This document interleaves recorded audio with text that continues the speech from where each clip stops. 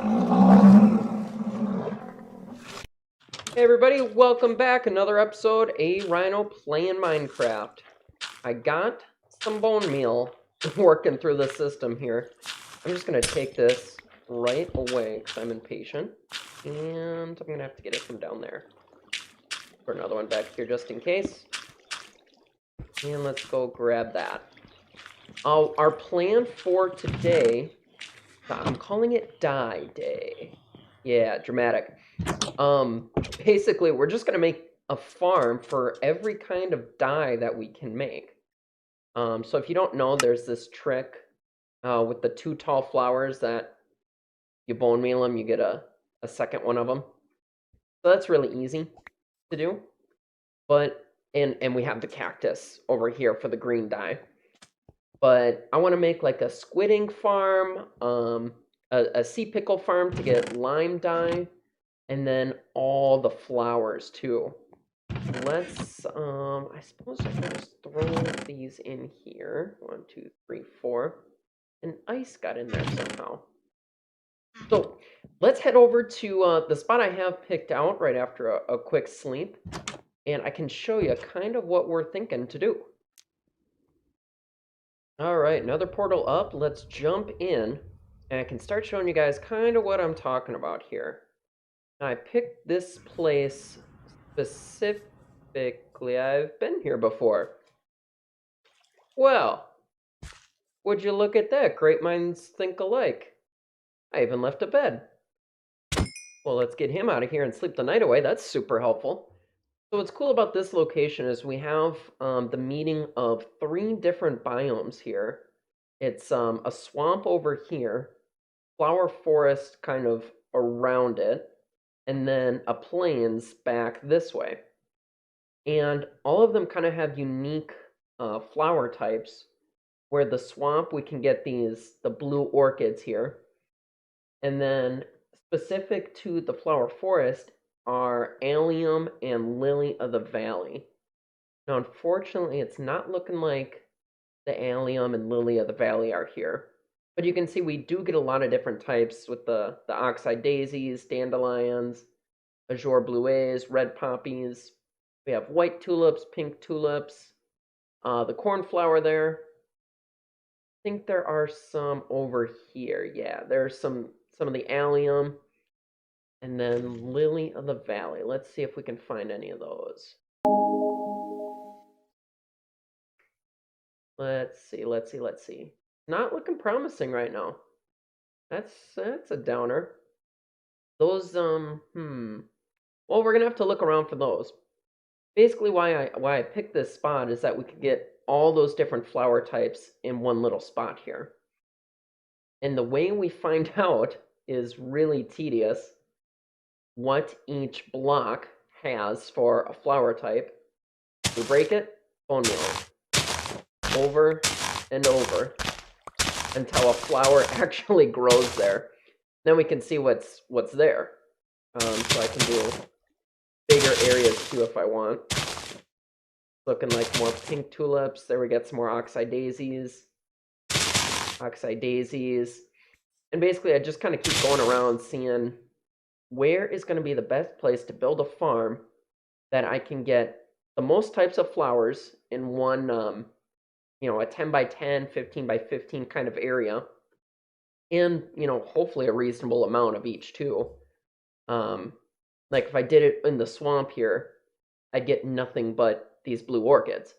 But if I can spread it out better, I can get more types of flowers and make just an all-around better farm.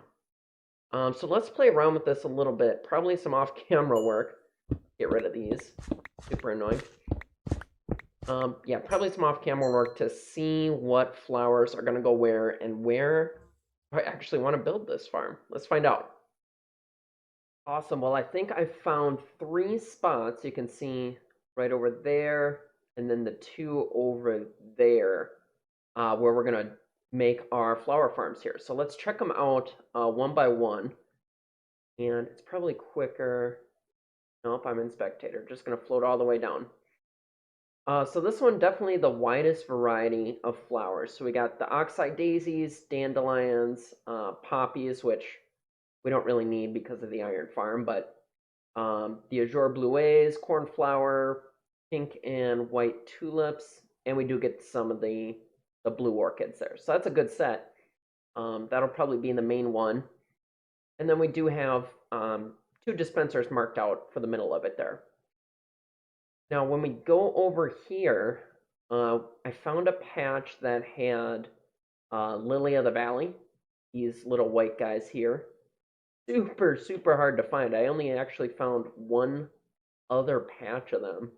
You can see there's one right there too. And then this section had the red and orange tulips too, so that was good. And then down, where'd it go? Way over here? Oh no, that's the same one. Oh yeah, right next to it. Look at that. We got a 5x5 just for the allium here. Not that I need that much, but I figured, you know, what the heck? If it's gonna put that much in one area for us, why not? All right, so here's the basic idea. I think I got this from Ilmango, so I'll try to find that video and put it in the description. But basically what's going on, the dispenser is going to be on a clock, pumping bone meal up into the grass so the flowers can grow. They'll grow, and then we have another clock that, if I can, I'll try to show this in a better way. We'll have another clock going that will turn these pistons on and off. Now you can actually power pistons from a block away like this with their quasi-connectivity deal, but they don't notice it right away. So these are actually all powered right now. So I have to go in, and as soon as I update one piston, they're all going to update. So I just do that, and then unpower it, update it again, and all the flowers, because I have glass blocks under here, they're getting forced up through the blocks into the water on top, and they all come out right at the end here. So then obviously we just put a water stream of some kind. We put hoppers right there if we want. But a lot of options we can do with that. So now next up, let's just wire this up with some redstone timings and see what we get. All right, looking good. I changed things up a little bit, but it's pretty much the same concept here. So instead of trying to update the one piston to update them all, I'm just using observers, seeing the rails change if they're powered or not. And they actually do all the updating themselves, so that's great. I have the on-off switch here. If I turn it off, I have a redstone torch under here that keeps this piston powered so items don't go back and forth. And it pulls the observer back so no bone meal is getting dispensed. And take 3. All the filters are set. Everything should be working perfectly. Let's see how that turns out. Nice, good. Good. All right. Yeah, I think it's working. Awesome. Farm number 1 looking good over there. Let's start on number 2. And number 2 is functional. Let's go to number 3 down here. And it turns out this only produces orange and white tulips, not lily of the valley. So I found another spot over here. We're going to make another one. All right, this should cover us for lily of the valley here. Let's empty our inventory, see how quick it's working. Just like that, we'll flip the switch. This one, we just walk in and we stand here. All right, Lily of the Valley covered over there. Came back to this one because it was just really bothering me what was actually coming out of here. And this is why you figure out beforehand what blocks are going to come out of your flower farms here. So you can see under the pistons what I was actually getting. So I was getting 1 red tulip. These are tulips, right? Yeah.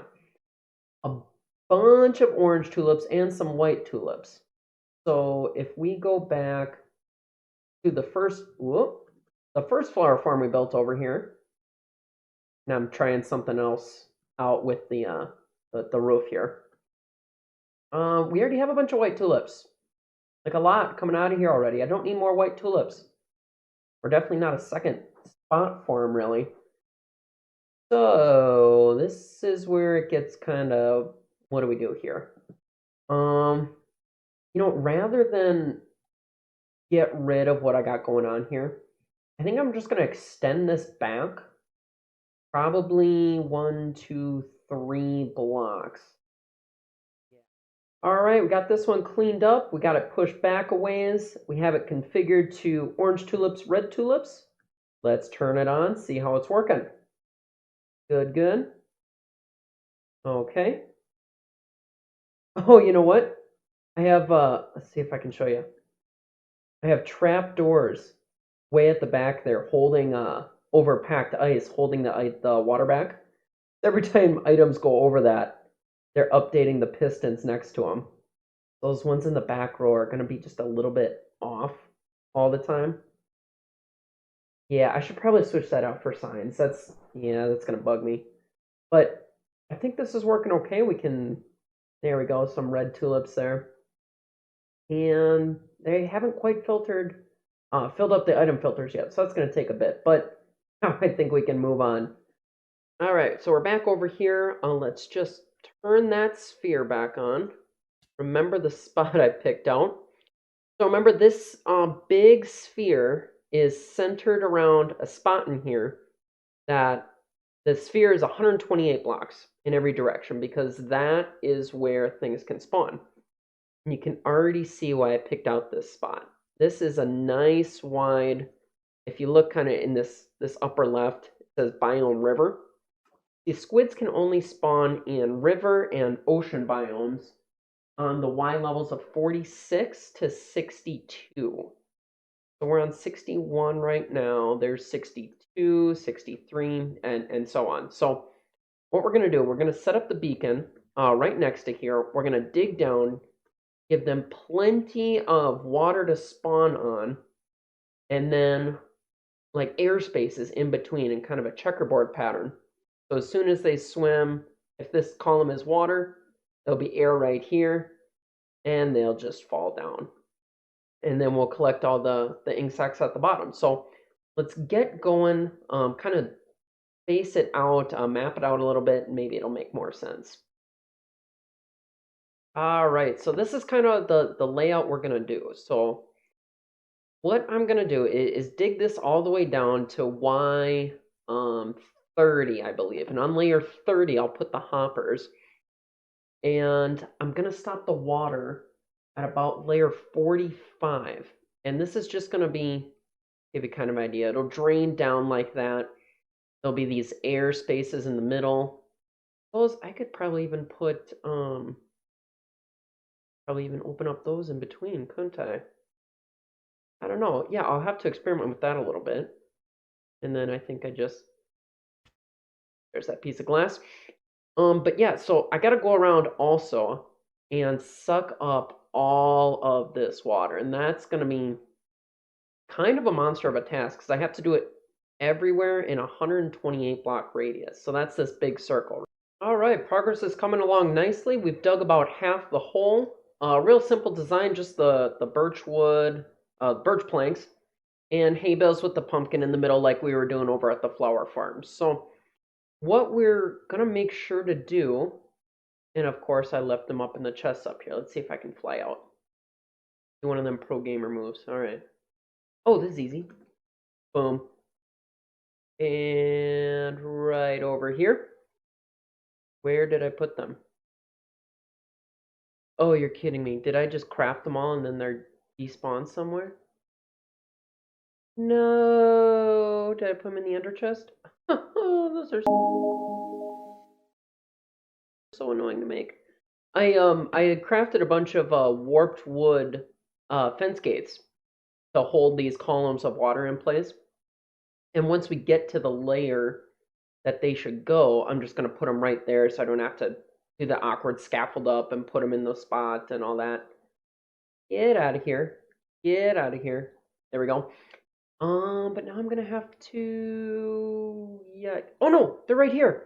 Oh, thank goodness I have 60 of them. And if I do some quick math, I haven't actually done this yet. Let's see, 1, 2, 3, 4, 5 by 1, 2, 3, 4, 5, 6, 7, 8. That's 40 just along the bottom, and then around each side. I'm gonna need more than 60. Let's just craft those now. Look at all those fence gates. Awesome. So what we do now, we just take buckets of water here. See if we did it right. And that will flow all the way down. Perfect. The fence gates hold it in place. And squids are eventually going to start spawning here because I cleared out all the water around the rest of the area. And a key thing about a good, well, that's weird, a good farm of any kind of mob is that you kill them quickly so that new ones can spawn and appear. You get rid of it's called a mob cap, and there's basically set number of mobs that can be in the game at one time, so it doesn't overload itself and constantly like spawn in zombies or squids or cows or whatever else. So we have to get the squids in here and kill them quickly so we can just keep the cycle of ink sacs flowing.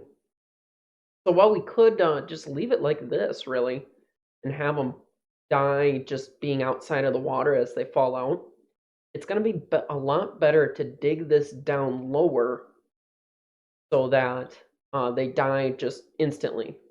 So if I, here, I'll show you.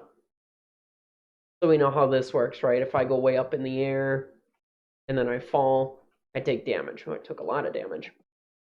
We're just basically doing that with the squids so they die upon impact. But yeah, there's one going already. Look at him go. Oh, a couple. So they're actually, I bet they're in there just enough. Ooh, here we go. Now we'll find out. Yep, there we go. Now they're dying. And ink sacs, perfect. So what I'm going to do is just going to put the water in now, and I'll dig out the rest of the bottom so we can just start collecting a little bit sooner. All right, see you guys when this is all done and looking good. All right, check it out. We have a fully functioning squid farm going on here. The farm is up to speed. It is collecting, and we just got to do some final decorations here. Let's take a look down here, just see what's going on. We have our columns of water, and those stretch the whole length of where squids can spawn. So whatever it is, something like 45, 46 to 62. These fence gates are stopping the water, but because they're open, they don't have a hitbox, so the squids can fall right through them, no problem. They will fall and die instantly on the hoppers here. It's a farther enough fall that they're going to die on impact. They don't sit there. So we do kill them, free up that mob cap we were talking about as quick as possible. And you can see I have a little visual addition on the hoppers here. So we can see that they're all pointing towards the center column. Those come out here into a dropper. Super hard to see, but I just have a little comparator thing that's off a piston that's up here, which brings an observer over. That every time there are ink sacs in there, the dropper shoots them out here.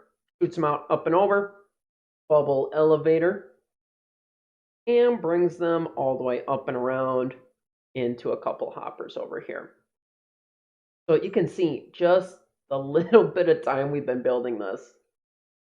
Ridiculous amount of ink sacs. Probably plenty that I may not need much more ever, but we have it here now.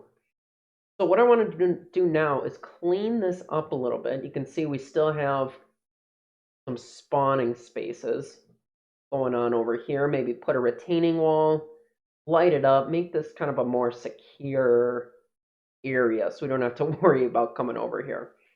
And now that it's night, I think it's perfect to come check this out.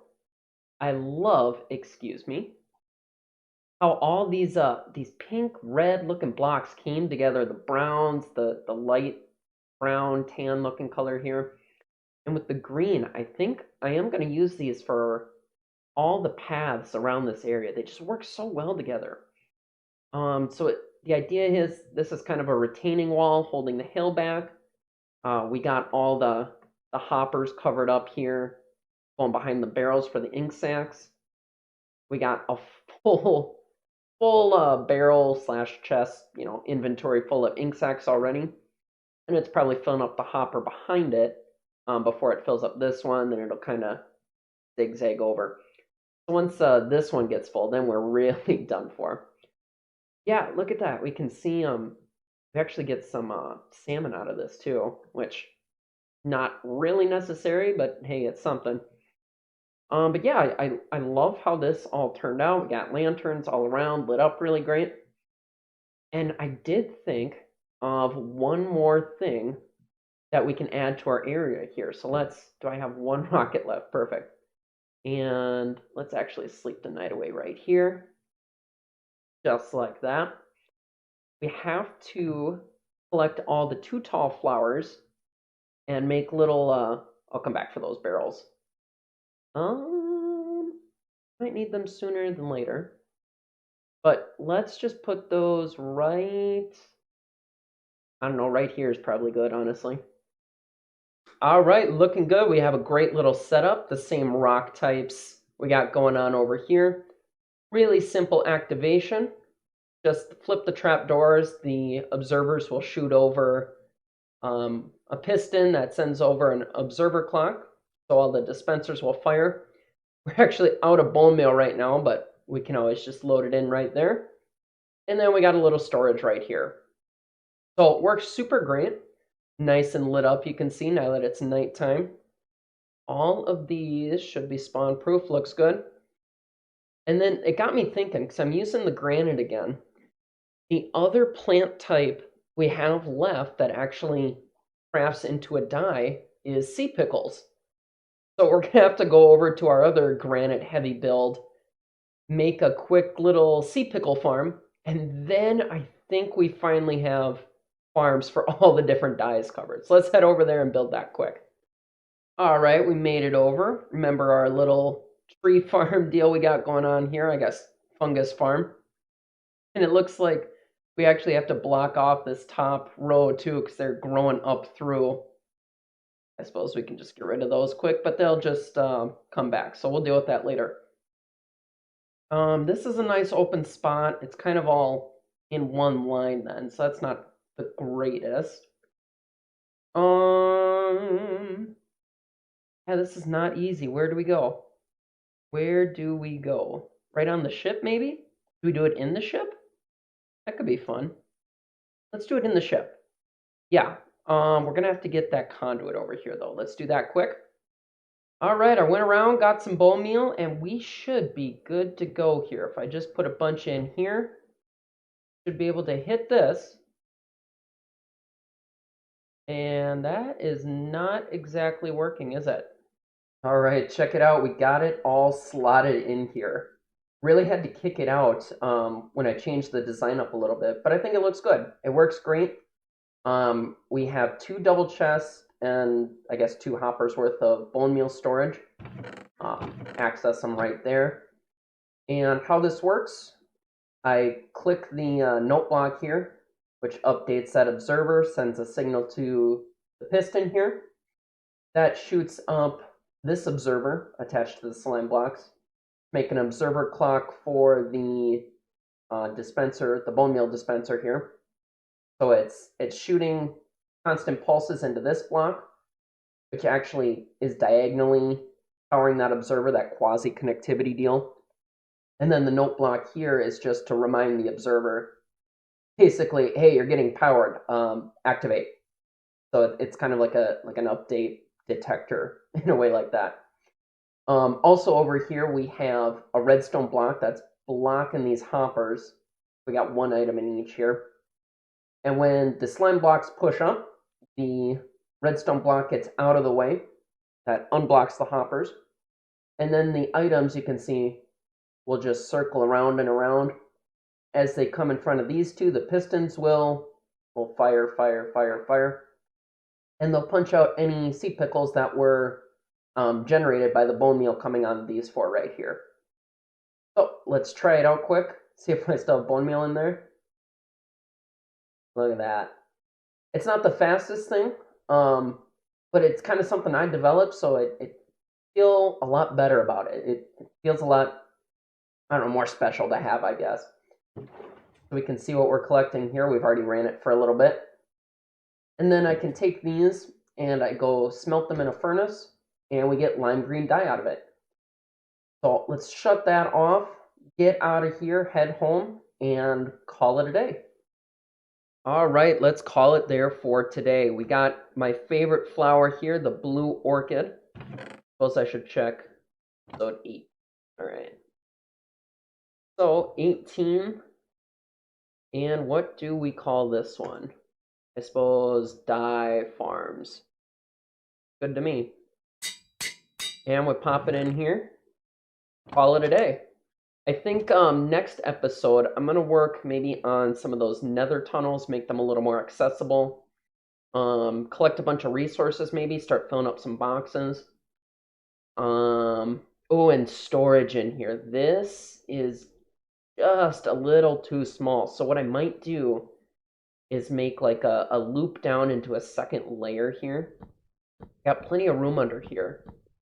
And I might just make like a little inset of another row of things to sort. It's like more of the, separate the food and the flowers maybe. Maybe like a prismarine chest, separate my dirt from the wool and stuff. Give myself a little more room to work with. So we'll see how that goes, but for now, take it easy guys. I'll see you next time.